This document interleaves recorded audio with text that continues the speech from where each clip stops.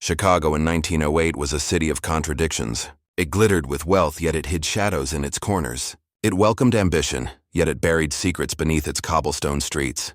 Among its rising towers and bustling markets lived an heiress whose name carried charm, elegance, and admiration. She was the perfect image of refinement, the kind of woman newspapers praised for her grace and charities.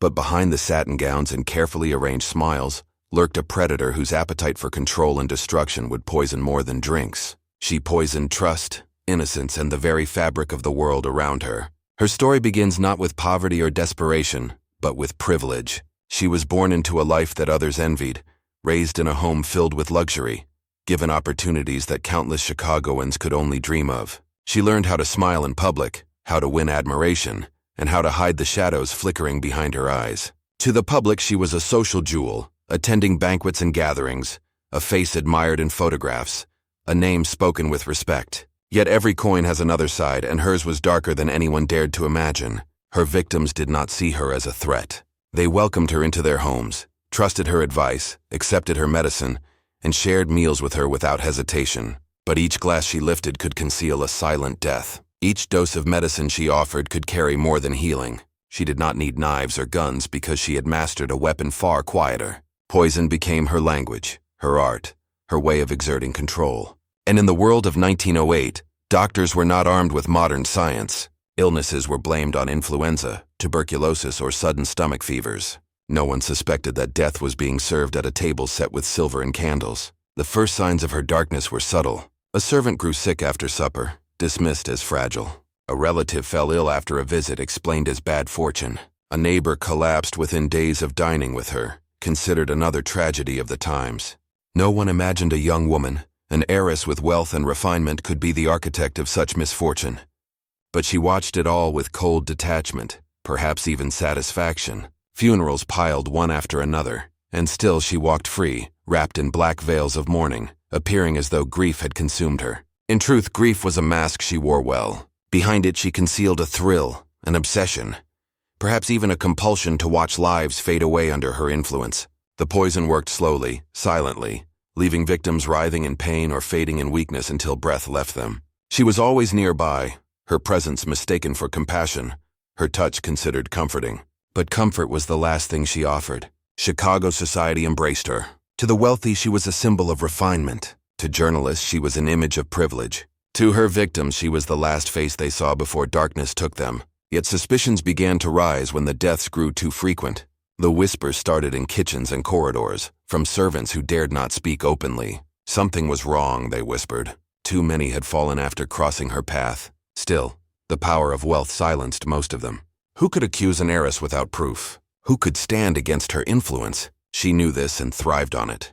Her charm disarmed suspicion, her beauty distracted from her cruelty, and her status shielded her from blame. But as her circle of victims expanded, patterns formed, and even the most blinded eyes could no longer ignore them. She was not a desperate killer stealing to survive. She was a deliberate predator who chose her moments carefully. She tested her methods on those close to her, refined her skills with patience, and perfected her art of slow destruction. To her, it was never about money, for she already had more than enough. It was about control, power, and the quiet satisfaction of knowing she could decide who lived and who died. Chicago's glittering lights masked a shadow growing in silence.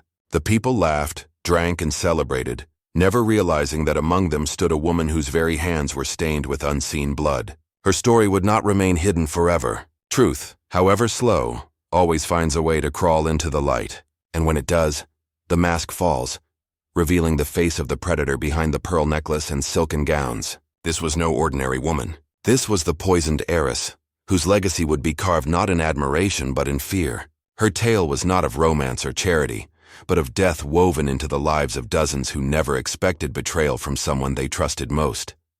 The heiress carried herself with grace, moving through Chicago's ballrooms as though she belonged to another world. Pearls shimmered at her neck, gowns trailed behind her like whispers, and her smile lit every room she entered. To those around her, she was elegance personified. Yet, beneath the polished surface, she carried vials of poison like others carried perfume. She understood appearances were everything, and she used them as weapons more potent than any blade. She could lean in close to a guest, pour them a drink, and no one would think twice. That was her greatest advantage. No one ever doubted her. Behind every sip, behind every morsel, lingered her invisible signature. It is easy to fear a knife in the dark, but how does one fear a smile across the table? It was this invisibility that gave her power. Victims who trusted her found themselves bound to a fate they never suspected. Poison crept through their veins while she sat across, feigning sympathy as they weakened. The walls of her home bore silent witness to these tragedies. Servants whispered behind closed doors, noticing how those close to her often fell gravely ill. Some suspected misfortune haunted the family.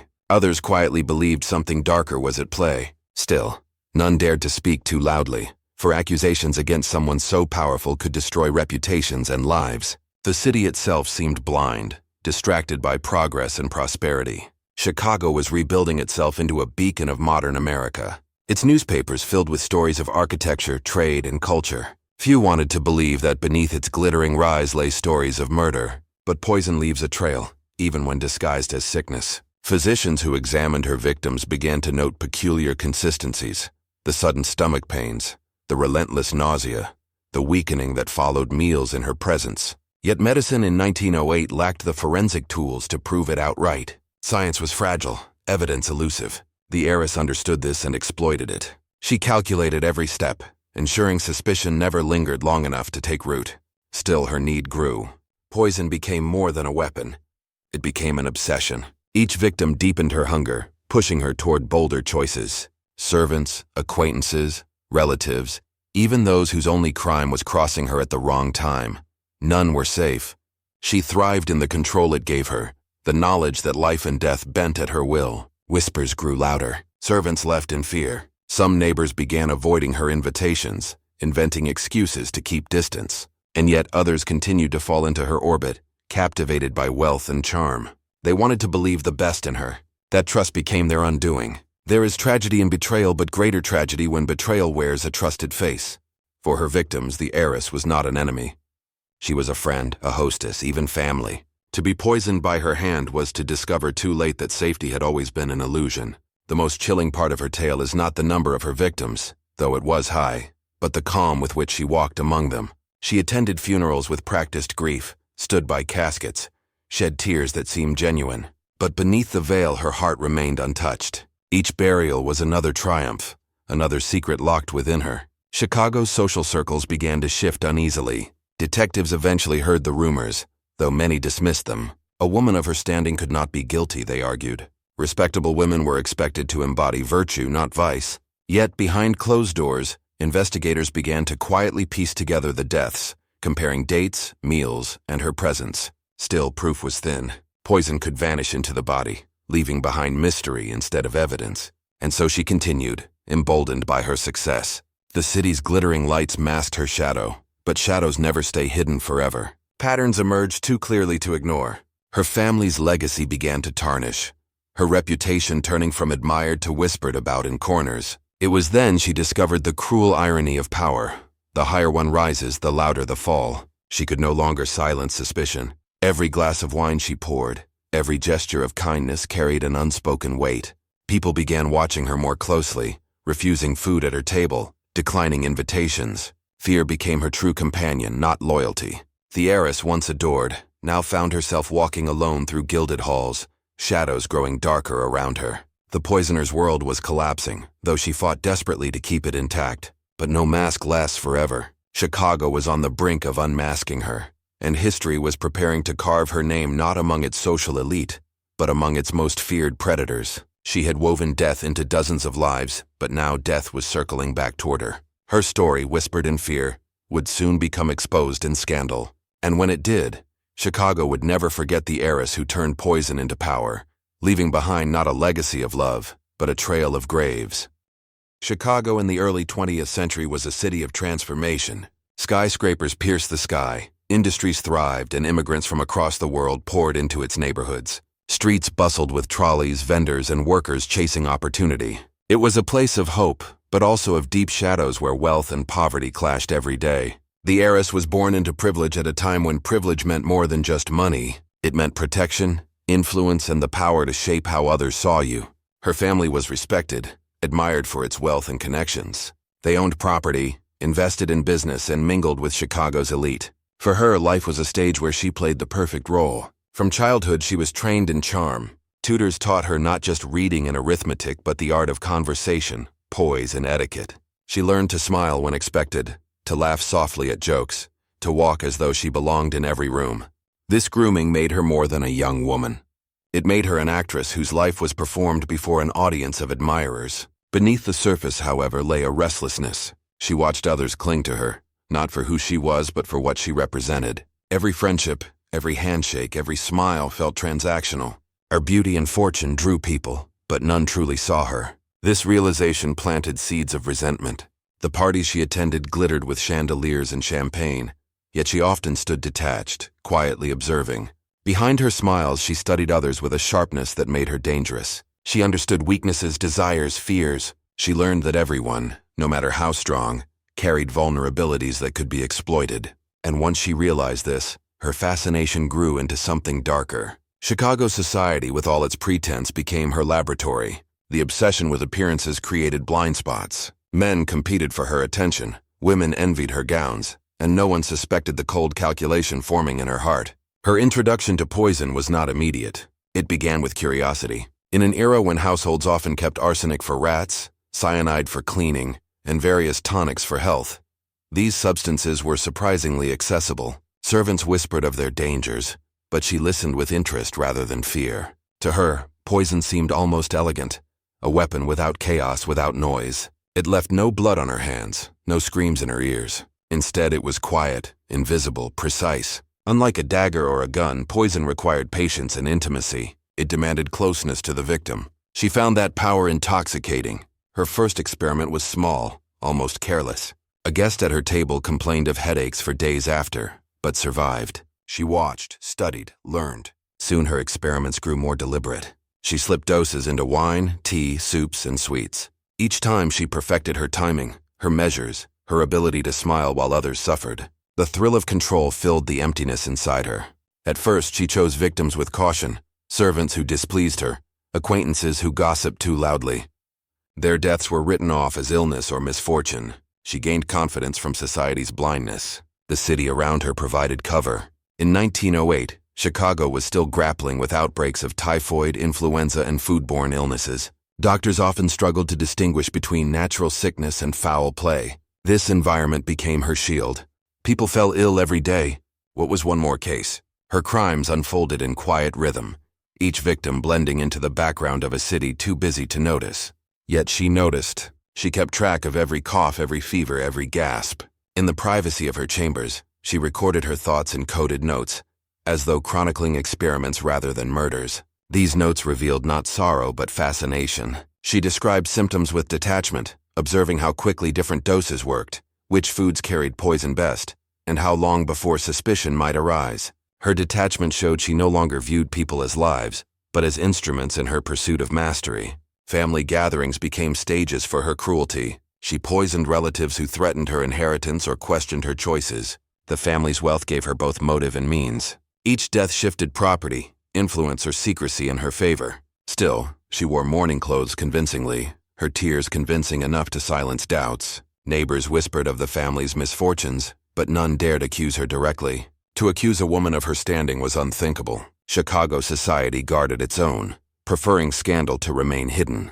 This silence was her ally, but it also bred arrogance. The more she succeeded, the bolder she became. She poisoned not just those who crossed her, but those who simply bored her. She reveled in the unpredictability of life and death, knowing she held the balance in her hand. By then, her reputation in social circles remained untarnished. Guests still flocked to her dinners, admiring her gowns, her polished manners, her generosity. They never suspected that the glasses of wine she poured carried a silent threat. It is chilling to imagine the laughter of her gatherings, the clink of crystal, the music of violins, all while poison passed silently from her hand to her victim's lips. Outside her circle, Chicago carried on with its booming industry and restless growth. Steel mills roared, trains thundered, and fortunes were made. Yet within the heiress's mansion, another world thrived, one of secrecy, sickness, and death. While the city celebrated progress, she perfected her craft, ensuring her story would become one of its darkest. Each victim added to the legend she was unknowingly writing. Dozens of graves carried her hidden signature. She became a silent storm moving through Chicago's elite, unseen yet devastating. And as her obsession deepened, so too did the danger of discovery. Because no matter how careful, every poisoner leaves traces. Suspicion was beginning to stir, faint at first but growing with each death. Doctors puzzled over similarities, servants whispered more boldly, and detectives began noticing patterns. Her world, once secure, was slowly tightening around her. But in those early years, as her power grew unchecked, she must have believed herself untouchable, a queen ruling silently over life and death. That belief shaped her into not just a killer, but a predator who thrived in plain sight. The whispers in Chicago streets began as little more than gossip. Servants spoke of sudden fevers striking households. Neighbors noted the unusual number of funerals connected to one family, and some doctors privately wondered at the patterns they observed. Yet gossip was fragile, easily dismissed, especially when it threatened someone of high standing. The heiress remained protected by her wealth, her charm, and the blindness of a society unwilling to confront its own darkness. Still, patterns have a way of surfacing, and for every shadow she created, a faint trail of light followed. For the heiress, this was both the thrill and the risk. Each new victim added to her sense of invincibility, yet each also increased the chance of discovery. The tension between these truths fed her obsession. She was no longer simply experimenting. She was crafting a legacy, whether she intended it or not. Her victims grew in number, and their stories intertwined with her own, binding her fate to theirs in invisible threads. Some were relatives, their absence shifting fortunes and properties into her hands. Some were friends who trusted her too deeply, believing her offers of hospitality were tokens of affection rather than weapons of death. Others were strangers, drawn in by her beauty or charm, only to fall prey when she tired of them.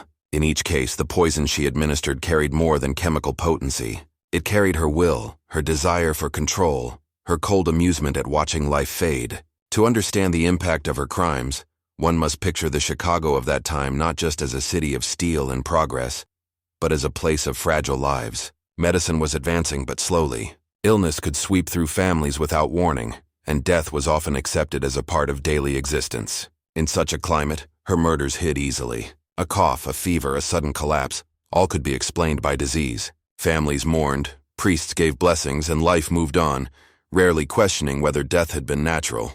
This environment allowed her to thrive, but it also reveals how her crimes blurred the line between fate and cruelty. For victims and their loved ones, there was no suspicion, only grief. To the heiress, however, grief was part of the performance. She wore black veils, attended funerals with a bowed head, and whispered condolences with trembling lips. Her tears appeared genuine, and perhaps in some twisted way they were. But they were not tears for the dead.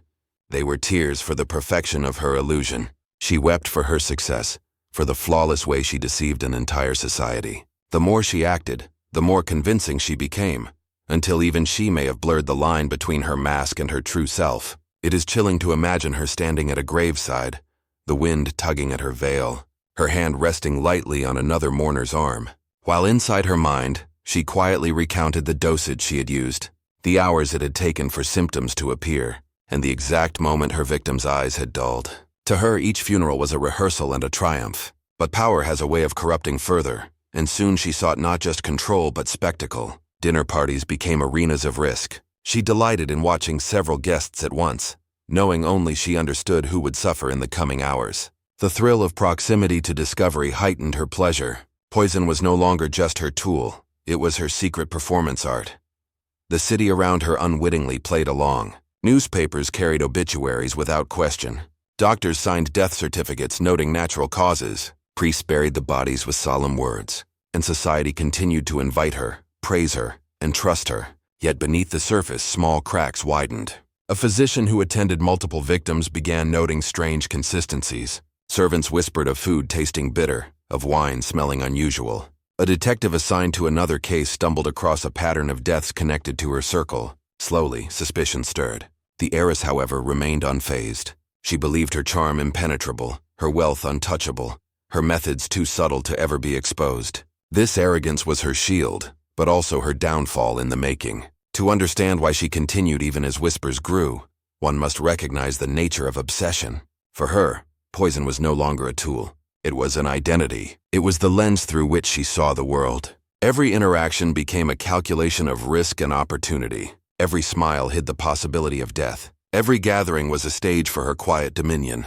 The victims who fell to her hand were not merely people, but pieces in a game she believed only she could play. Their deaths reaffirmed her power, but they also hollowed her soul. With each life taken, she distanced herself further from humanity, until she was not merely a woman of wealth but a predator cloaked in silk. What makes her story particularly haunting is the number of lives lost. Dozens of graves scattered across the city bore her invisible mark. Each represented not just a victim, but a ripple of pain. Families shattered, children orphaned, communities grieving, and yet all of it remained hidden beneath the veneer of social grace. Her cruelty was not loud but quiet.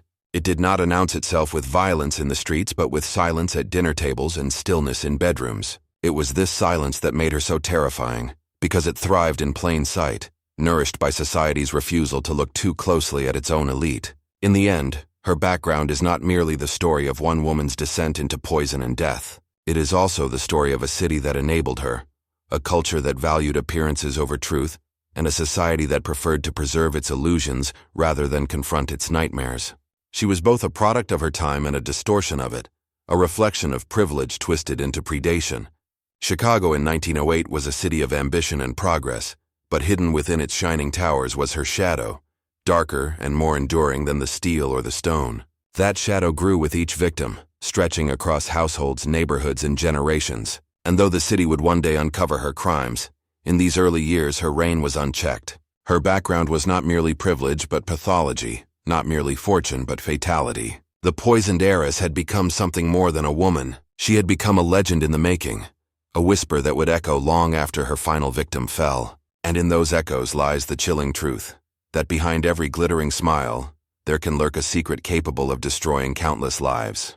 The city of Chicago moved with relentless energy, its streets filled with carriages and early automobiles, its air thick with the sounds of commerce, industry, and ambition. Yet beneath this energy, unease began to flicker like a candle struggling against the wind. A series of whispers wove through neighborhoods carried by servants, neighbors, and quiet conversations after funerals. Something was not right. Too many deaths had touched the circle of the young heiress, and while coincidence explained much in those days of rampant illness, the sheer number unsettled those who noticed. A cousin, young and healthy, suddenly collapsed after visiting her. A friend who dined at her table never awoke the next morning. A maid entrusted with serving wine grew ill and perished within days. Each case, when viewed alone, seemed plausible. Together they formed a pattern too sharp to ignore. Still, society did ignore it, at least publicly. To question a woman of her standing was to risk reputation, connections, and even livelihood. Those who whispered did so only in shadows, never in print. Servants spoke to one another in hushed voices as they scrubbed kitchen floors. A shopkeeper noted the sudden mourning attire worn by her acquaintances, but dared not speak aloud what he suspected. Priests prayed for the souls of the departed, never questioning the sincerity of her tears. The illusion of innocence remained intact, yet the unease grew stronger. Within her mansion, the heiress perfected her performance. Each visit to her home became a study in subtle menace. The table gleamed with polished silver.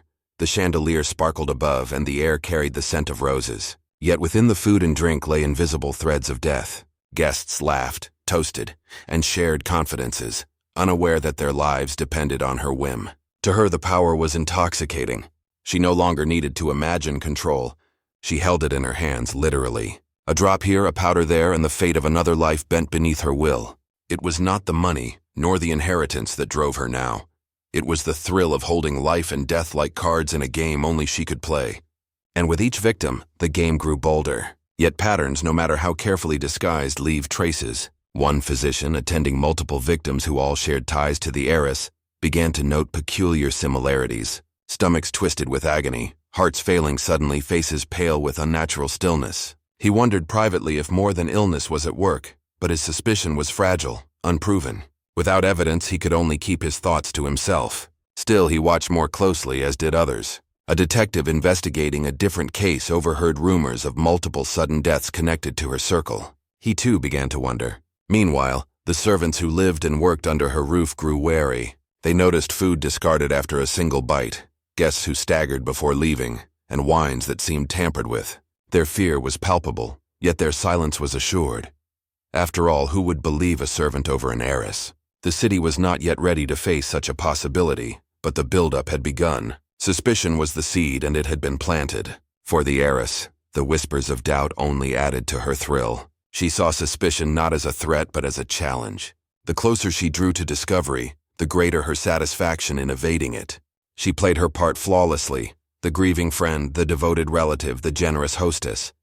When a priest remarked upon her kindness to the poor, she smiled sweetly, knowing the same hands that offered bread also delivered poison. She was both angel and demon, saint and murderer, all wrapped in silken smiles. Her confidence bordered on arrogance. She hosted larger gatherings, knowing full well that the more eyes upon her, the more convincing her performance appeared. She dared society to suspect her, even as she tightened her grip around their throats with every poisoned cup.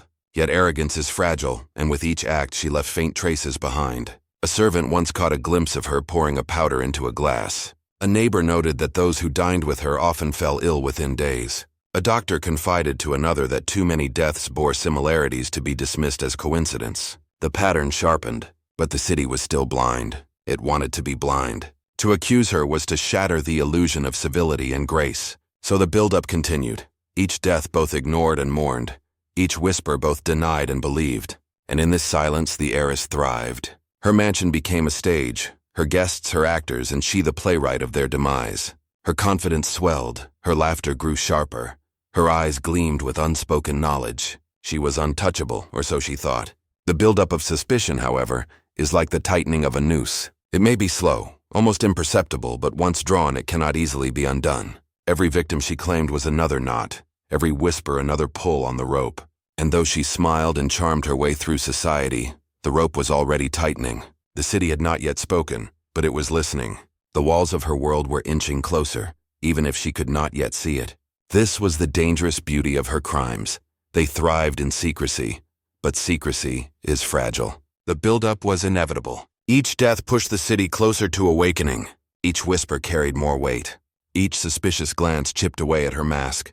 And though she believed herself untouchable, the truth was already circling, waiting for its moment to strike. She had written her story in poison, and soon the city would begin to read it.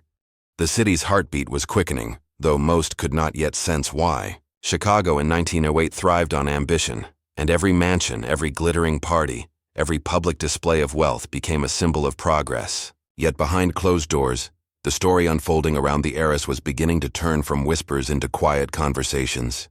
The buildup of suspicion was no longer confined to servants or chance remarks. It was beginning to ripple outward, touching doctors, neighbors, even members of her extended family. Still, she remained confident. She believed her disguise flawless. She had mastered the art of appearing fragile when necessary, radiant when desired, charitable when watched. Each mask slid seamlessly into place, and each victim who perished under her hand became both a sacrifice and a shield. For as long as grief consumed her circle, few dared to accuse her. Yet the buildup of evidence, though hidden, grew heavier with each passing month. In the parlors of the wealthy, guests still marveled at her grace, yet some quietly exchanged wary glances when they noticed how often tragedy seemed to accompany her presence. In hushed tones, they wondered how a single woman could be touched by so much death. Was she cursed? Was misfortune simply her shadow? Or was something far darker at play? These questions rarely left the safety of whispered conversations, but their very existence marked a turning tide. For the heiress, this tension only heightened her obsession. She leaned into the game as though daring fate itself. The dinners grew more elaborate, the guest lists more prestigious. She smiled brighter, laughed louder, and poured wine with a hand that never trembled. Yet within that wine, death swirled unseen. Each guest who lifted a glass unknowingly gambled their life, their fate tied to the whim of the woman who watched them with a gaze both affectionate and calculating. Servants noticed, though they dared not act. They saw how she lingered near certain glasses, how she paid unusual attention to specific plates. They whispered of strange powders, of dishes prepared in private. Some spoke of nights when screams echoed faintly through the halls, muffled by distance but undeniable. Yet fear kept them bound. Their livelihoods depended on silence, and so silence prevailed. But silence cannot contain truth forever. Among the city's physicians, questions grew sharper. A respected doctor compared notes with a colleague and found unsettling similarities. Patients tied to the heiress's circle had suffered identical symptoms: searing stomach pains, racing hearts, sudden collapse.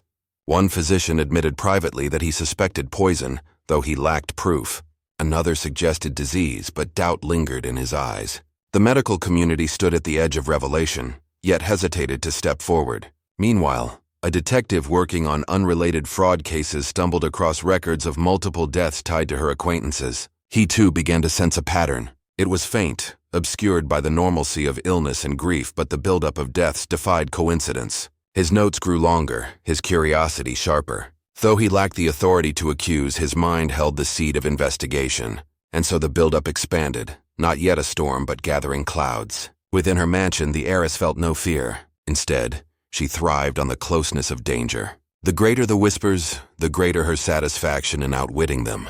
To her, each suspicion was a mark of her genius, proof that she could weave death into society's fabric and emerge untarnished. She believed herself not merely safe but destined. Poison had become her identity, and she embraced it with a devotion that bordered on worship.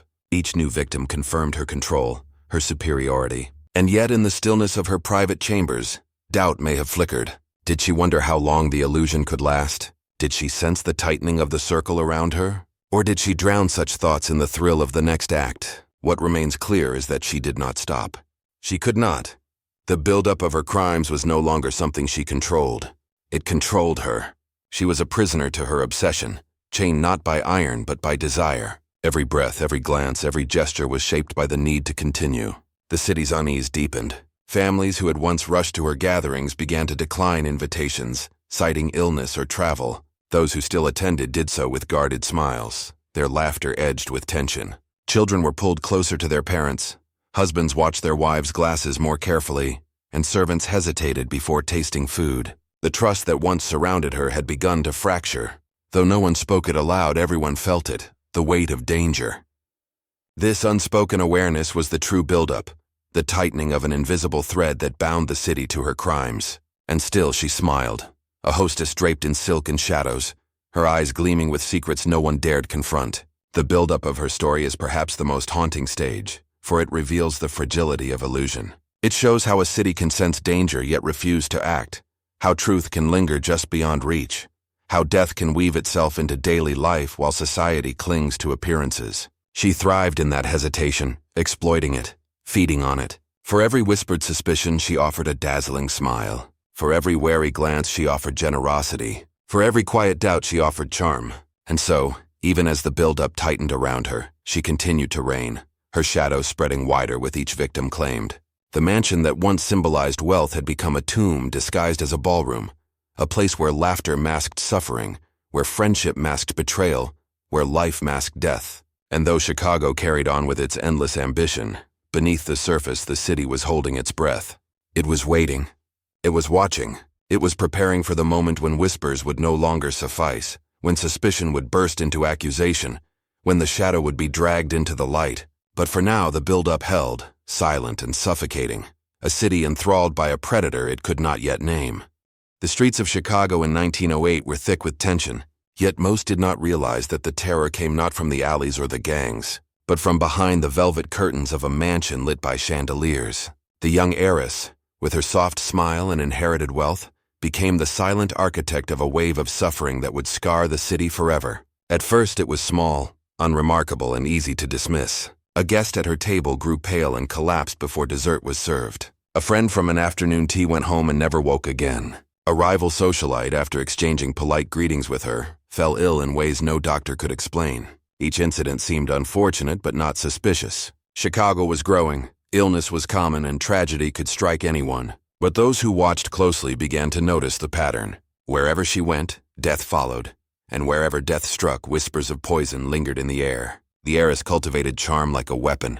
She carried herself with elegance, her gestures soft and reassuring. She played piano at gatherings, her delicate hands gliding across the keys, while those same hands mixed powders into wine, tea, and even the small pastries she gifted her guests. Her beauty disarmed suspicion.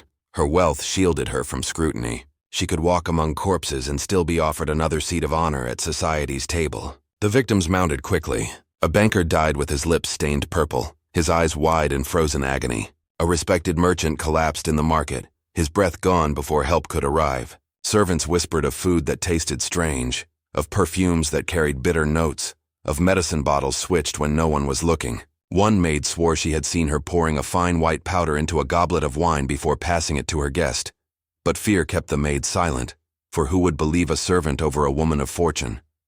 The heiress thrived in this silence. She knew the city would not move against her without evidence, and evidence was something she never left behind. The bottles were washed clean, the powders hidden in jewelry boxes, the victims buried before suspicions could take shape. Even as coffins lined the cemeteries, even as families wept over sudden deaths, no hand pointed at her. Yet behind closed doors, suspicion spread like fire. Families declined invitations to her gatherings. Those who did attend watched their cups closely, drinking little, eating less. Some claimed they saw shadows in her eyes when she smiled, a glimpse of cruelty beneath the charm.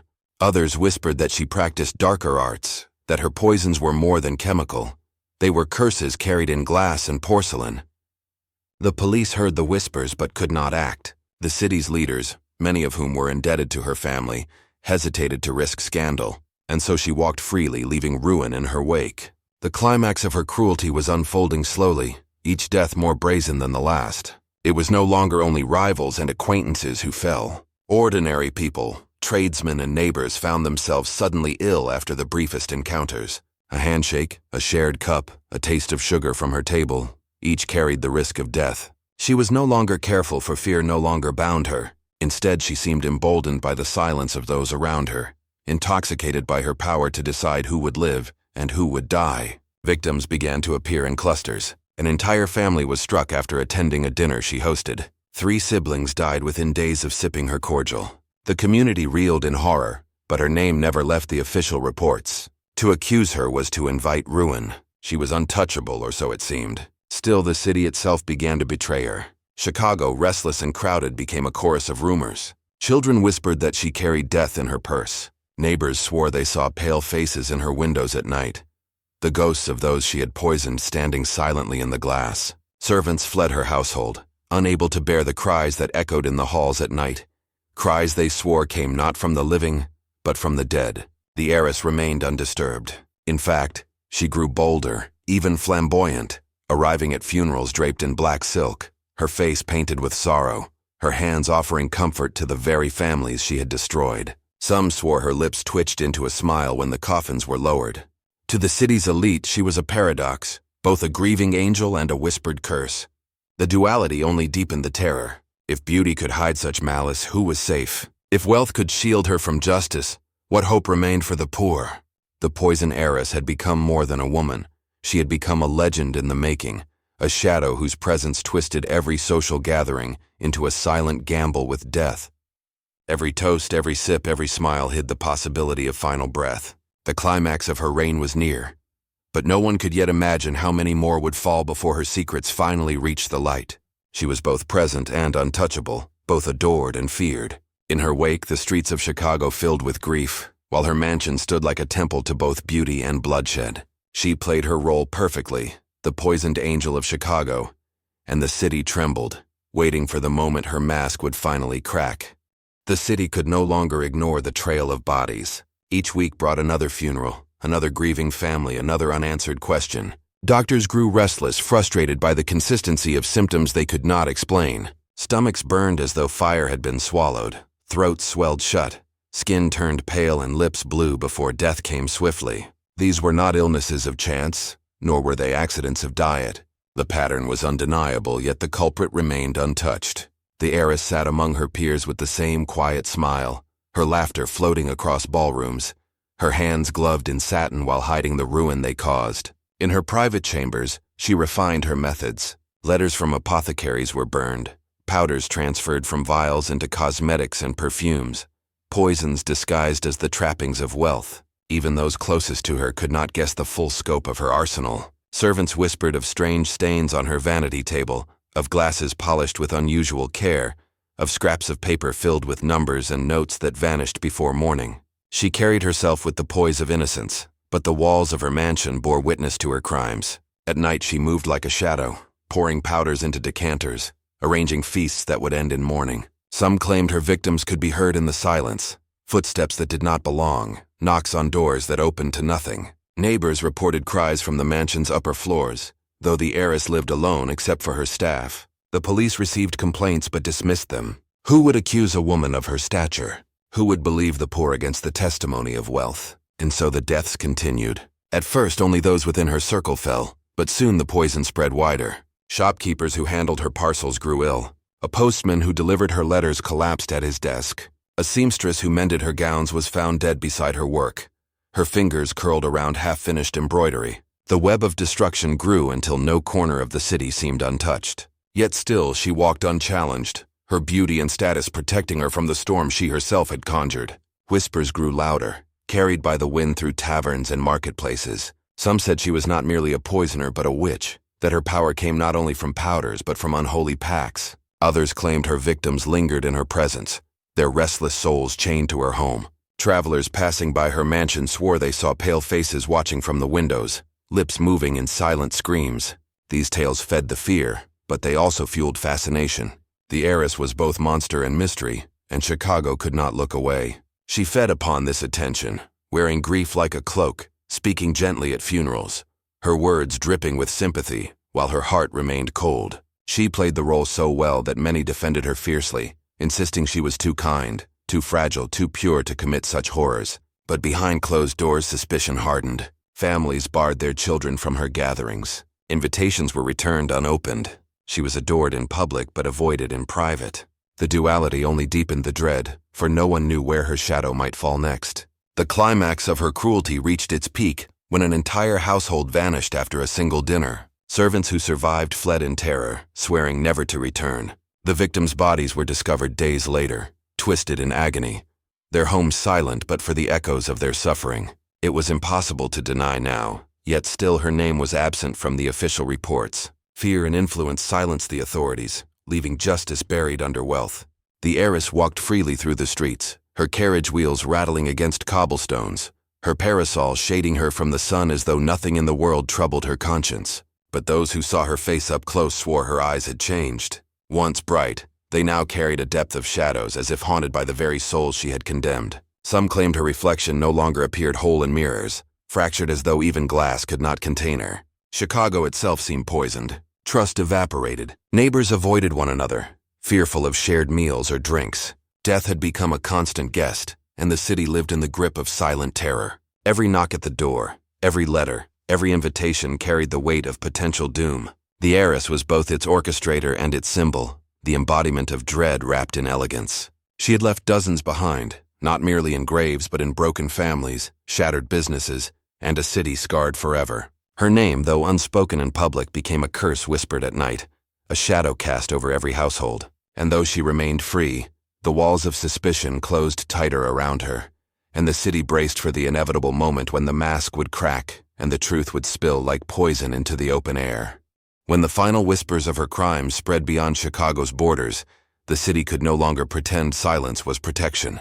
Newspapers from New York to St. Louis carried rumors of a poisoned beauty, whose charm masked a trail of corpses. Editors debated whether the stories were exaggerations, but the pattern of unexplained deaths was impossible to dismiss. The heiress had crossed the line from social curiosity into a symbol of dread. Families who once begged for her company now locked their doors at the mention of her name. In parlors and markets, people spoke of curses, of a woman whose presence meant death would follow. The city that once adored her had turned, yet still the law hesitated. Investigators arrived discreetly, examining records, tracing the movements of medicine and rare chemicals. What they found was damning. Apothecaries reported unusual orders, small but frequent, always paid in cash. Servants whispered of instructions to destroy receipts, to burn correspondence. A seamstress recalled fabric stiff with stains that would not wash out. Slowly, a picture formed, each piece fitting into a tapestry of methodical cruelty. Yet arresting her was another matter.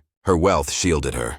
Judges attended her dinners, politicians relied on her family's donations, and officers feared losing their positions if they dared accuse her publicly. Justice was paralyzed by power. But the victims' families did not forget. They gathered, sharing stories of sudden illness, comparing notes, tracing connections that all led back to one name. Together they pressed, writing letters, demanding answers, forcing officials to act. Public pressure mounted until silence was no longer an option. Finally, whispers hardened into open accusations. When the police arrived at her mansion, they found a scene that chilled even the most seasoned officers. Cabinets filled with bottles labeled in strange codes, powders tucked into jewel cases, perfumes laced with deadly substances. Her vanity table was a laboratory of death, disguised in silk and glass. In her diaries, written in a careful hand, were records of her experiments, observations of symptoms, notes on how long each poison took to end a life. The evidence was overwhelming. She was arrested, her wrists bound with iron, her beauty now framed by the bars of a carriage as she was taken away. Crowds gathered, not with sympathy but with anger, some shouting curses, others throwing stones. The city that once protected her now demanded retribution. Her trial became a spectacle. Courtrooms overflowed, reporters fought for seats, and every word spoken was carried across the nation. She sat calm, her face composed, speaking only when necessary. Her lawyers argued she was being scapegoated, that the deaths were coincidence, that her wealth had made her a target. But the evidence spoke louder than her silence. Witness after witness described her parties, the sudden illnesses, the patterns too precise to deny. Doctors testified to the poisons found in the bodies of victims. Experts unraveled her coded notes, showing the systematic way she tracked her killings. The jury needed little persuasion. Yet even as the walls closed in, she did not falter. When confronted with her diary, she smiled faintly, as if amused by their shock. Some said her calmness was arrogance. Others believed it proof she had long accepted her fate. Outside the courtroom, fear lingered. People swore her influence would not end with imprisonment. They believed she carried curses, that even confined she could reach beyond the walls. Guards reported nightmares, unexplained sicknesses, and whispers in the corridors near her cell. Rumors grew that the victims haunted her, that their shadows clung to her presence. Chicago was torn between relief that she was captured and terror that her story was not finished. For the families of the dead, the trial was not enough. No sentence could restore what had been lost. They sat in the gallery, faces etched with grief, demanding a reckoning beyond prison. They wanted her name erased, her wealth stripped, her memory cursed. As the trial dragged on, more evidence surfaced, linking her to deaths once dismissed as accidents. Each revelation deepened the city's horror, turning her into a legend of cruelty. Even those who had defended her fell silent, unable to deny the truth any longer. She had left dozens behind, not merely in death but in scars carved into the city's very soul. And as the final days of the trial approached, Chicago waited in tense silence, knowing the verdict would not only judge her, but also the city itself, for allowing her to walk free for so long. The weight of her crimes hung over every street, every household, as though the air itself carried the memory of her poison. The verdict came like thunder over a restless sky. Guilty on all counts. The courtroom erupted, some with cheers, others with gasps of disbelief. The heiress did not weep, did not beg. Instead, she inclined her head slightly as if acknowledging the inevitable. To many, her composure was more terrifying than any outburst. It was as if she had always known this day would arrive, and had prepared herself to meet it with cold elegance. The judge, his voice heavy, declared her sentence: life imprisonment without the possibility of release. For some, it felt like justice. For others, nothing could match the scale of her crimes. The prison gates swallowed her and the city exhaled. Yet relief was fragile. Chicago could not erase the memory of her poisons, nor the chilling realization that wealth and beauty had shielded her for so long. The streets whispered still, and mothers pulled their children closer at night, as though her shadow might linger beyond the bars that confined her. In prison, she became both legend and ghost. Guards spoke of her uncanny calm, her way of looking at people as if she were measuring them for some hidden purpose. Meals left outside her cell went untouched for days, only to be consumed later with ritual-like precision. Visitors came, curious lawyers, priests, journalists, each hoping to pierce the enigma. She gave them little. Her words were spare, her tone detached, her eyes unreadable. Some left shaken, convinced they had looked into the face of evil cloaked in refinement. Others insisted she was misunderstood, a woman scapegoated by a city hungry for spectacle. But the diary pages, the bottles, the witnesses, all argued otherwise. Her name slipped into folklore. She became the poisoned heiress, a tale mothers used to warn their daughters about envy and excess. Plays were staged, pamphlets printed, and rumors spread of curses tied to her bloodline. Even those who never met her swore they could feel her presence when passing the mansion where her crimes had begun. The home, once a beacon of status, now stood empty, its windows boarded, its halls echoing with superstition. Children dared each other to step onto the grounds, claiming they heard faint laughter at night or smelled strange perfumes in the air. Over time, the mansion rotted, consumed by weeds and silence, yet its memory endured. The victims' families, though given a verdict, were not given peace. Their grief became part of Chicago's memory, etched into the city's consciousness. They visited graves, spoke their loved ones' names, and left flowers that wilted too quickly, as though poisoned by the story itself. Some claimed to dream of the heiress, standing at the edge of their vision, offering drinks with a smile. For them, the trial had ended, but the terror had not. Historians would later argue over her true number of victims. Some claimed a dozen, others swore it reached into the hundreds, hidden beneath falsified records and unmarked graves. Her legend only grew, each generation adding layers to the tale. She became less a woman than a symbol of corruption unchecked, of beauty turned lethal, of power rotting into cruelty. In the end, death came quietly to her cell. She was found seated, eyes closed, lips curved into what some described as a faint smile. The cause was uncertain, illness perhaps, or something more unnatural. Rumors spread quickly. She had poisoned herself, leaving no chance for the world to dictate her end. Others insisted she had been silenced by unseen hands, those who feared the secrets she still carried. Her burial was unceremonious, her body lowered into the ground with no mourners, no prayers. Yet even in death, she remained unsettled in the public imagination. People spoke of her grave as cursed, that flowers left there would wither, that birds would not land nearby. Some swore they saw her figure drifting through prison corridors long after she was gone. The city could not escape her memory. Chicago carried her like a scar, a reminder of how easily darkness hides behind wealth and charm. The story passed down through families, reshaped in whispers, always ending with the same warning. Beware the smile that hides poison. For those who studied her, the lesson was grim but clear. Her power had not been in her wealth alone, but in the silence of those who chose to look away. Had her first victims been believed, perhaps dozens might have been saved. Instead, her reign stretched years, each death another page in her quiet ledger of cruelty. Scholars debated whether she was driven by greed, by thrill, or by something darker, a void that no amount of luxury could fill. But perhaps the answer lay in her silence, in the refusal to ever explain herself. She left the world not with a confession but with a riddle, a puzzle that would never be solved. And so the heiress remained, a figure suspended between history and myth. Her name haunted the city, not merely as a murderer but as a mirror. She forced Chicago to see its own failings, its willingness to protect power at the expense of truth. Long after her death, the mansion crumbled, the prison was replaced, and the city grew. Yet her legend endured, whispered in alleyways, retold in plays, studied in books. She had left more than victims. She had left a story that refused to die. In the silence of forgotten graveyards, in the faded ink of court documents, in the fearful tales of parents to their children, her presence lingered. And even as centuries passed, the question remained, was she merely a woman consumed by cruelty, or something far more sinister, a spirit of poison that would never truly leave the world behind? The trial had ended, the prison gates had closed, and the world believed the chapter of the poisoned heiress was finished. Yet, in truth, her story was only beginning.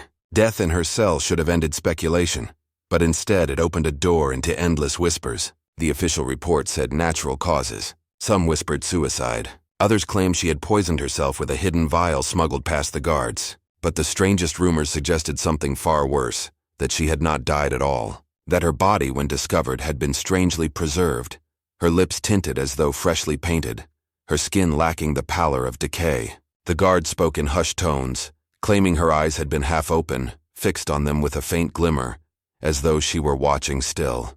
The authorities buried her quickly, in an unmarked grave. But in the weeks that followed, people began to report sightings. Women swore they saw her figure near the iron gates of the prison. Children whispered of a lady with pale hands offering candy in the marketplace, her smile lingering too long. A shopkeeper, drunk and desperate to be believed, declared that she had stepped into his store at twilight, asking for a bottle of arsenic. They laughed at him until he hung himself weeks later, his note scrawled with the words, "She is not gone." Soon, her legend grew into something the city could not contain. The poisoned heiress became a phantom, haunting the alleys and parlors, stepping out of shadows where no living woman should be. Each sighting came with detail too sharp, too vivid to be dismissed. Her perfume lingering in a room long after she vanished. Her voice, low and soft, whispering names of those who later fell ill. Doctors tried to explain it as mass hysteria. Clergy declared it the devil's trickery. But to the poor of Chicago, it was simple truth. She had returned. Some claimed she walked at night to reclaim her victims, unfinished with her work. Others swore she was searching for the descendants of those who had betrayed her in court. In the homes of her jurors, strange accidents began. One man's child fell ill suddenly, wasting away with no diagnosis. Another juror's wife awoke screaming, swearing she saw a pale face staring at her from the corner of the room. By the third death, whispers turned into fear. Families moved away, desperate to escape her reach, but no distance seemed safe. Reports followed from other towns, other cities. The heiress, it seemed, traveled as easily in death as she had in life. Yet what terrified people most was not her ghost, but the possibility that she still lived. The coffin, some argued, had been buried empty. There were no witnesses to the lowering of her body, only guards and officials who could be bribed or threatened. A conspiracy theory spread like wildfire. She had staged her death, slipped away, and lived on under a new name. The wealthy patrons who once dined at her table now avoided the subject, but rumors spread of secret letters, coded messages, and hidden allies who had aided her escape. Some even claimed to have seen her years later, disguised, moving through the salons of Paris or the casinos of Monte Carlo, her beauty untouched by time. Could she have escaped justice, leaving Chicago haunted by a ghost of her own invention? Historians would spend decades trying to unravel the mystery, but the truth remained elusive. Diaries discovered in hidden compartments hinted at networks of servants loyal to her, people who owed her favors or feared her enough to obey. If these accounts were real, she had been planning her disappearance long before the trial. One entry, dated weeks before her arrest, read chillingly, "If they come for me, I will not be theirs. I will write my own ending." That single line fueled endless speculation. Was her smile in death the satisfaction of victory, knowing she had fooled them all? Or was it the final expression of a woman who welcomed her own destruction? The mansion she once called home became a site of obsession. Explorers broke in hoping to uncover proof. What they found only deepened the mystery. In the cellar, dozens of vials, still half-filled with strange powders and liquids, were scattered like forgotten tools. On a wall, faint words had been scratched. "I remain."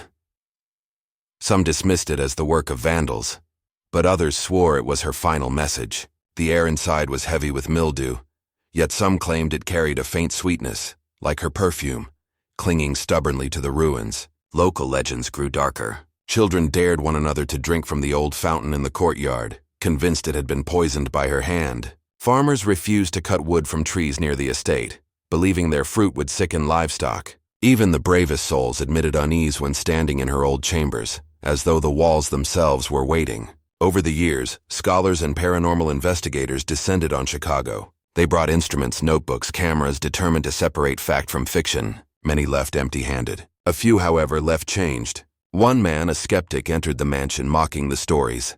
Hours later he fled, pale and trembling, insisting he had heard her voice behind him, whispering his name. Another claimed to have photographed her reflection in a mirror, though the negative, when examined, dissolved into a blur. Newspapers seized on every claim, feeding the myth until it became larger than history. The poisoned heiress was no longer merely a murderer. She was a curse, a shadow stretching across time.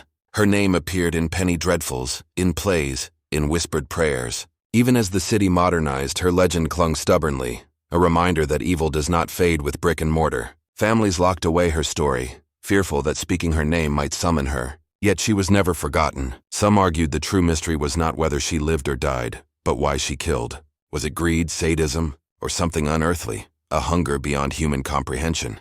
Her silence in court left that riddle unanswered, and her ghostly legend only deepened it. For each historian who declared her merely human, another emerged who swore she was something more. An immortal, perhaps, cursed to wander, a witch bound to poisons as others are to breath, or simply a woman who refused to surrender to the world's judgment, writing her story into eternity. The truth slipped between fingers like smoke. Each theory added layers, but none pierced the core. She remained a mystery, her face frozen in portraits, her name whispered in fear. And as decades passed, the question haunted Chicago. Had justice ever been served, or had the city merely birthed a ghost it could never silence? The decades stretched into centuries, yet the poisoned heiress refused to fade.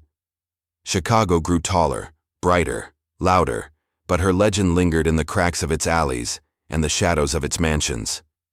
Families passed the story down like a warning. Trust no stranger with sweet words, for her spirit still walked among them. At first, people believed it was only superstition, but then the deaths began again. In 1923, a socialite collapsed at a gala after sipping a glass of champagne. Tests revealed poison, but no culprit was found. Witnesses whispered that a woman in white had been seen near the balcony, her smile too familiar. In 1947, 3 children were discovered unconscious near the ruins of the mansion, their lips stained a strange shade of blue. Doctors could not explain their survival, only that they had been fed something unknown. In 1961, a priest investigating the legend claimed to hear soft footsteps in his rectory at night, accompanied by the smell of perfume. Days later, he was found dead, a vial clutched in his hand, his lips twisted in a smile. With each new incident, the city was reminded that the heiress was not gone. Whether spirit or flesh, she continued her reign of terror across generations. Journalists tried to trace connections, but the truth always slipped away. The police dismissed the stories, but their files revealed quiet fear. Notes scribbled in margins, confessions from officers who swore they saw her face in photographs of crime scenes. One detective quit the force entirely, muttering that he had shaken hands with her and felt her skin cold as ice. By the late 20th century, she had become both myth and icon. Plays dramatized her life, novels twisted her into romance and horror, and films cast her as a villainess. Yet through every portrayal, real stories continued to surface. Unexplained illnesses, sudden deaths, faces glimpsed in mirrors, perfume lingering in locked rooms. No fiction could match the terror of those who swore they had met her. The scholars who dug into her past only fueled the fire. Letters hidden in archives emerged, revealing coded passages about the final draft and those who must not be allowed to betray. A diary discovered in the false bottom of a trunk contained recipes for powders and potions, each annotated with chilling detail. One page described a mixture to bring silence eternal. Another hinted at an elixir to preserve the flesh beyond time. Historians argued whether these were genuine writings or fabrications, but the handwriting matched hers unmistakably. And then there was the testimony of descendants. In quiet, fearful voices, the grandchildren of jurors and victims admitted to nightmares that plagued their families. Dreams of a woman knocking at their doors demanding entry. Dreams of glasses raised in a toast, followed by silence. Some claimed their bloodlines had been cursed, with unexplained illnesses repeating across generations. Could the heiress's reach have extended beyond death, etched into the very veins of her enemies? In the 21st century, technology entered the search. Paranormal teams brought recorders, scanners, infrared cameras. They broadcast live investigations of the mansion ruins, drawing millions of viewers. Strange anomalies appeared. Cold spots, distortions, whispers caught on tape. One recording seemed to capture her voice, faint but unmistakable, saying, "I never left." Scientists dismissed it as interference, but the public clung to the possibility that she lingered still. And then came the most unsettling discovery of all. In 2008, construction crews digging near the old cemetery unearthed a coffin. Inside lay a woman's body, perfectly preserved, her features untouched by time. Her lips carried the faintest trace of red, her hands folded neatly as though she had just lain down to rest. Tests dated the body to the 19th century. The records of the heiress's burial matched the location precisely. But when DNA samples were compared with known relatives, the results came back inconclusive, as though the woman were both related and not related at the same time. The scientific community erupted in debate. How could a body remain uncorrupted for nearly 2 centuries? How could the blood still show traces of toxins that matched her known poisons? The discovery rekindled every fear, every rumor. Was this proof of her immortality, or a trick she had orchestrated even in death? The coffin was resealed, locked in a government facility, but whispers claim that guards refuse to work the night shift near it. Some say they hear movement inside. Others say the coffin has grown cold, as though something within is draining life from the air. The city of Chicago, proud and modern, still lives in her shadow. Even today, visitors speak of uneasy feelings. In the mansion ruins, of seeing a pale woman standing in the window though the building has long collapsed. Tourists sometimes leave flowers at her unmarked grave, though no one admits to doing it. Every year, at least one person falls ill mysteriously after visiting, fueling the belief that she chooses new victims still. The greatest mystery remains, unsolved. What was she truly? A human monster with genius for toxins? A woman who cheated death with her own elixirs? Or something not human at all, cursed to linger where vengeance bound her? Perhaps she wanted to be remembered not as a victim of justice, but as a force that outlived it. Perhaps the greatest poison she ever brewed was not one that killed the body, but one that infected memory, ensuring that her name could never be erased. And so the poisoned heiress endures, a riddle that time has failed to answer, a ghost that refuses to fade. She is in the whispers of history, in the shadows of streets, in the trembling of those who still tell her story. And somewhere, perhaps in the silence of night, she waits, her smile unchanged, her eyes unblinking, her presence eternal. The courtroom had fallen silent as the last witness stepped down, leaving only the heavy scent of candle wax and the faint echo of hurried footsteps in the corridor. The judge's gavel rested motionless upon the desk, a symbol of authority that seemed increasingly fragile against the weight of secrets pressing down upon the chamber. For weeks the trial had consumed the city, not simply as a matter of law, but as a spectacle of fear, curiosity, and vengeance. Every testimony peeled back another layer of deception, and yet the truth remained elusive, shimmering like a mirage on the horizon. The accused sat motionless, their eyes fixed on the floor, refusing to meet the stares of those who had once called them family, friend, or neighbor. 1,000 whispered conversations buzzed across taverns and markets outside these walls, each retelling twisting the story into something more grotesque. Yet beneath all the noise there lingered one unshakable question. Were they truly guilty? Or had the city itself woven a narrative too dark to unravel? The judge leaned back in his chair, his robes falling into heavy folds as he studied the trembling hands of the accused. Those hands, once soft with privilege, now shook with exhaustion and fear, cuffed in rusted iron that left red marks upon pale skin. It was not simply the evidence that condemned them, but the collective hunger of a city desperate for resolution. For years, whispers had circulated about secret gatherings, strange powders mixed into glasses, and sudden deaths too easily explained away. Yet in times of uncertainty, rumor and truth grew indistinguishable, leaving even the wisest unable to separate fact from invention. The jurors, chosen from among merchants and clerks, now bore the impossible burden of deciding whether this single figure embodied every crime whispered in the streets. Their faces betrayed little, but their silence grew heavier with each passing hour.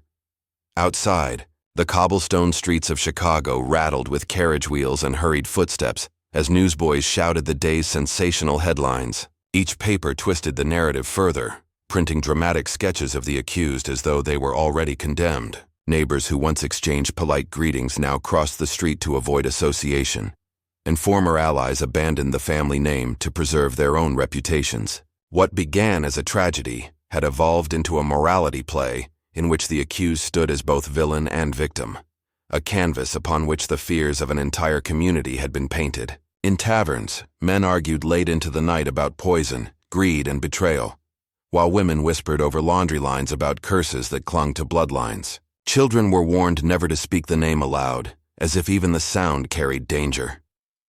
Back inside the chamber, the prosecution rose with a flourish of papers, their voice sharp and unyielding. They spoke of victims who had trusted too easily, of glasses raised in friendship only to be laced with malice. Each name was spoken slowly, deliberately, as if carving their memory into the minds of all who listened. Dozens of victims, they claimed, had suffered quietly before succumbing to an unseen hand. Yet even as these words filled the air, a counter-narrative remained unspoken.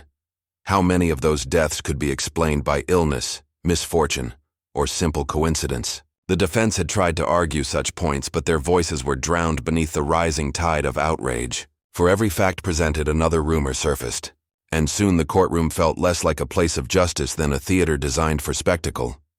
The accused finally raised their head, eyes meeting the judges with a mixture of defiance and despair. The silence that followed was suffocating. In that gaze lay the remnants of a life once gilded with luxury, now shattered beneath the weight of accusation.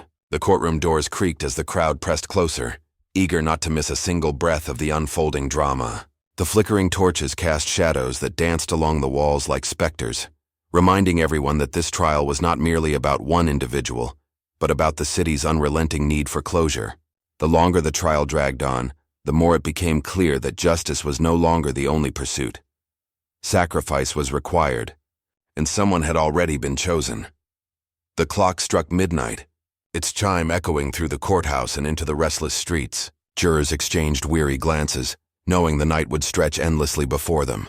In a back room, the judge whispered with advisors, his voice tinged with hesitation. To condemn without absolute proof weighed upon him, yet to acquit risked the fury of a public already convinced. It was in that delicate balance that the fate of the accused trembled. Outside, storm clouds gathered above the city, thunder rolling as though the heavens themselves awaited the verdict. Mothers pulled children indoors, doors were bolted and windows shuttered, as if the entire community braced for some unseen calamity.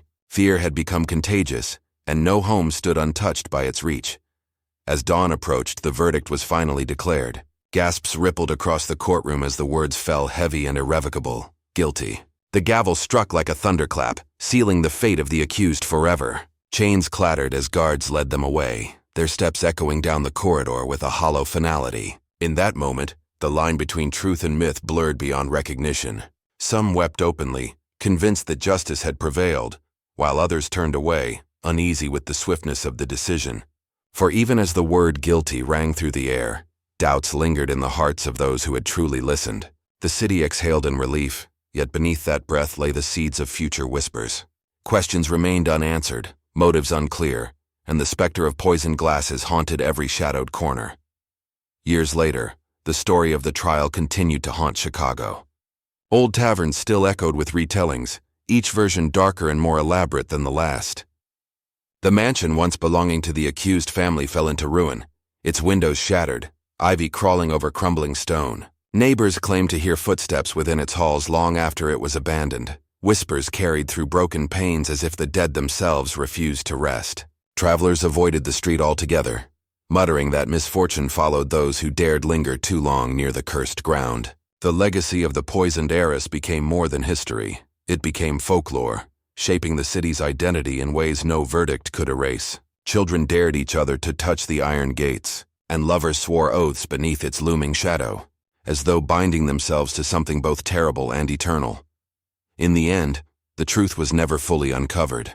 Perhaps the heiress had indeed orchestrated every poisoned glass, or perhaps she had been the victim of circumstance, caught in a web spun by envy and fear. What remained undeniable was the impact of her story. Dozens of lives were lost, families shattered, and trust across the city eroded. Even generations later, her name carried a shiver of dread, a reminder of how fragile the line between innocence and guilt could be. The trial became a cautionary tale, warning of greed, betrayal, and the danger of rumors allowed to fester. And though the city moved forward, building taller towers and brighter streets, the shadow of that poisoned legacy lingered still, waiting in silence, watching from the edges of memory.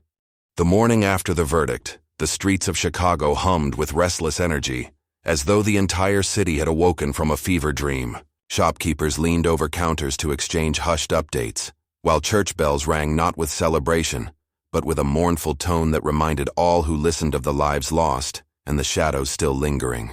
In every corner tavern, the name of the heiress was whispered over mugs of ale, her face etched into memory by countless newspaper sketches. The trial had ended, but the story had only just begun its second life. No longer confined to court records, it now lived in rumor, gossip, and fear. Mothers pulled their children close when the name was mentioned, warning them that some legacies were too cursed to speak aloud. The city may have declared the matter closed, but the people carried the weight of unease like a cloak they could not remove. At the prison on the city's edge, the heiress sat in a narrow cell, her once silken gowns replaced by coarse cloth that hung loosely from her frame. The iron bars cast striped shadows across her pale face, and the chill of damp stone seeped into her bones. Each night she listened to the scuttling of rats, the dripping of water, and the faint cries of others condemned. Yet it was not the darkness of her cell that tormented her most, but the silence between each sound. In that silence her mind replayed every accusation, every name, every glance of betrayal that had led her here. Whether she was guilty or not mattered little now. The city had chosen its narrative and she had become its villain. The thought gnawed at her like the rats beneath the straw, leaving her hollow-eyed and restless. Visitors came rarely, and when they did, their motives were tangled. Some arrived out of morbid curiosity, others seeking closure for family lost. A few brought prayers, though even their voices trembled as they spoke, uncertain whether they were blessing an innocent or consoling a monster. Priests whispered of repentance, urging her to confess, but she remained steadfastly silent. Her lips, once skilled in charm and persuasion, now held only bitterness. What truth could confession bring when the city had already written its own ending? She wondered whether history would remember her as she truly was, or only as the caricature drawn by frightened imaginations. The more she thought, the more she realized that history rarely remembered with honesty. It remembered with drama. Beyond the prison walls, her family's estate crumbled under neglect. The grand halls where laughter and music once echoed now stood silent, the chandeliers gathering dust, curtains rotting where sunlight dared to creep. Servants had fled long ago, and ivy climbed the stone walls unchecked. Neighbors avoided the street entirely, whispering that strange lights flickered in the windows at night. Some claimed to hear the faint clinking of glasses, as if ghostly toasts continued despite the family's ruin. The mansion became more than abandoned property. It became a symbol of corruption, a cautionary tale built of brick and shadow. Children dared one another to approach its gates, but none lingered long enough to step inside. In their eyes, the house was alive, breathing with secrets too dark to uncover. As weeks turned into months, the heiress's health declined. Prison meals left her frail, her once bright eyes dimmed, and her hands trembled with weakness. Guards spoke in hushed tones, some mocking her fall from grace, others pitying the slow unraveling of a life once gilded. Yet she held herself with an eerie composure, refusing to break before those who watched her. She wrote letters in the dim candlelight, though no one knew to whom, and some pages were burned before they could ever be read. Rumors spread that she had hidden a diary somewhere in the estate, a confession or perhaps a final curse, waiting for discovery. The mystery only deepened her legend, turning her from a criminal into a specter whose influence extended beyond iron bars. When the day of her execution was finally announced, the city erupted once more. Crowds gathered in anticipation, treating the event as both justice and theater. Broadsheets printed morbid illustrations of the gallows, while preachers warned that divine wrath would fall upon those who took delight in another's suffering. Yet even those words could not keep thousands from filling the square on the appointed morning. Men climbed rooftops for better views, women clutched handkerchiefs to their mouths, and children peered between the shoulders of taller strangers. The air buzzed with a feverish blend of dread and excitement, for such spectacles were rare, and the fall of someone so wealthy, so untouchable, made it irresistible. The heiress was led into the square with chains clattering at her wrists, her face pale but unflinching. Her hair, once the envy of salons, was matted and dull, yet there remained an undeniable presence in her stride. Silence rippled through the crowd as she ascended the steps, each movement echoing louder than the jeers that tried to rise. The executioner read the charges once more, his voice booming across the square, listing the names of those whose deaths were laid at her feet. Each name struck like a bell tolling for the dead, and with every strike the crowd shifted uneasily. For all their thirst for justice, there remained a shadow of doubt. Was she truly guilty of all, or merely the vessel for collective fear? The rope was placed around her neck, the coarse fibers pressing against fragile skin. She closed her eyes briefly, whispering something that no one could quite hear. Some swore it was a prayer, others insisted it was a curse. The executioner pulled the lever, and in a single motion the story that had consumed Chicago reached its grim climax. Gasps rippled through the crowd, followed by a heavy silence that seemed to hang longer than any had expected. Some wept openly, believing justice had been served. Others turned away, unsettled by the swiftness of the end. And in that silence, the legend of the poisoned heiress transformed into something larger than fact. It became myth. In the years that followed, her name lingered like smoke. The mansion remained abandoned, its halls visited only by daring youths and the occasional scholar seeking truth in its ruins. Stories of her ghost multiplied. Some claimed she wandered the estate clutching a glass.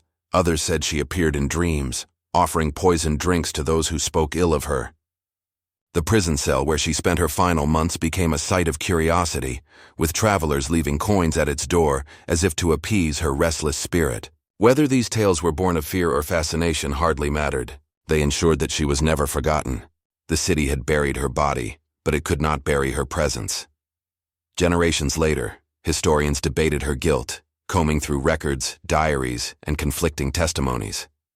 Some argued she had indeed orchestrated a string of murders, each victim falling silently beneath her calculated hand. Others suggested she was scapegoated, her wealth and independence making her an easy target in a society eager to vilify those who stepped beyond their expected roles. The truth perhaps lay somewhere in between, But what became clear was that the city had needed her story, needed a villain to explain its unease and tragedies. In condemning her, they had created a legend that endured far longer than any trial transcript or legal ruling.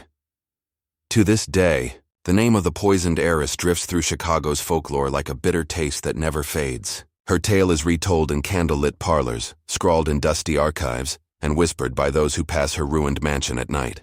She remains a figure of fascination, both feared and pitied, guilty and innocent, remembered not for who she truly was, but for what the city demanded her to be. And perhaps that is the cruelest truth of all, that in the end, it was not poison that defined her legacy, but the hunger of a city desperate for someone to bear its darkest fears.